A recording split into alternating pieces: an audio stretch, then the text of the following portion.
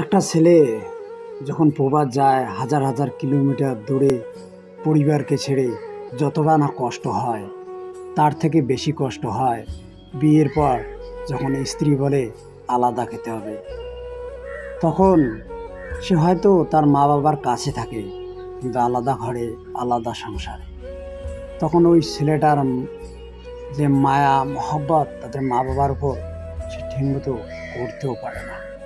সে একটা মনে করে জেলখানা বন্দিতে আছে। যদি মা বাবার সাথে ভালো করে কথা বলে স্ত্রী গোসা হয়ে যায়।